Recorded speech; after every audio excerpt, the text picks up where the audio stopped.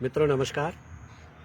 मैं टीकाराम मीना, पूर्व चुनाव आयुक्त केरला और एडिशनल चीफ सेक्रेटरी, अभी मैं रिटायर हो गया हूँ। अभी जो 13 तारीख को समरावता में जो घटना हुई है उसके बारे में नए तथ्य मीडिया के माध्यम से सामने आ रहे हैं और आप सभी ने देखा होगा कि जो एरिया मजिस्ट्रेट साहब थे, एसडीएम साहब अमित चौधरी जी, उन्होंने ये बयान दिया है, ये स्वीकार किया है कि उनको वहां डीईओ ने भेजा था वोट डलवाने के लिए। अब ये बात वो स्वयं स्वीकार कर रहे हैं। इसके अलावा वो पुलिस के ऊपर भी आरोप लगा रहे हैं कि पुलिस की नाकामी थी पूरी व्यवस्था को वहां संभालने में।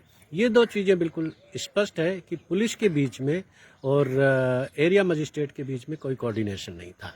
एक बात मैं और स्पष्ट कर दूं कि एरिया मजिस्ट्रेट का जो जिम्मेदारी है वो केवल लॉ एंड ऑर्डर, कानून और व्यवस्था बनाने के लिए एरिया मजिस्ट्रेट नॉर्मली नियुक्त किए जाते हैं। उनका काम चुनाव प्रक्रिया में दखल देना, वोट डलवाना और ज़बरदस्ती, वो भी ज़बरदस्ती वोट डलवाना और ये कहना कि मेरे को डीईओ ने आदेश दिया था, ये बिल्कुल गैरकानूनी था, चुनाव प्रक्रिया के बिल्कुल खिलाफ था, चुनाव कानूनों के बिल्कुल खिलाफ था। वोट डलवाने का काम वहाँ पोलिंग पार्टी करती है, जिसका मुखिया वहाँ का प्रिजाइडिंग ऑफिसर होता है, फर्स्ट पोलिंग ऑफिसर होता है, सेकंड पोलिंग ऑफिसर होता है, थर्ड पोलिंग ऑफिसर होता है। उनको मदद करने के लिए वहाँ बीएलओ होता है, बूथ लेवल ऑफिसर।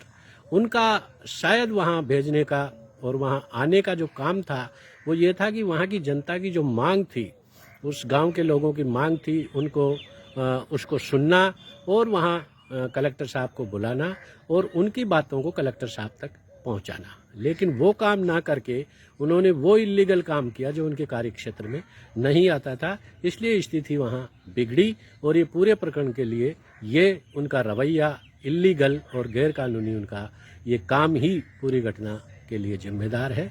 बाद में जो कुछ हुआ गांव में, जिस तरह की दर्दनाक घटनाएं हुई और पुलिस ने रात में लोगों को जाके पीटा, औरतों को पीटा, बच्चों को पीटा, उनकी संपत्ति को जला दिया गया, ये बहुत ही दुखद घटना है। उनको पूरा मुआवजा मिले और न्यायिक जांच पूरे मामले की होनी चाहिए, जिससे कि लोगों को सच्चाई लोगों के सामने आए। Thank you. जय हिंद।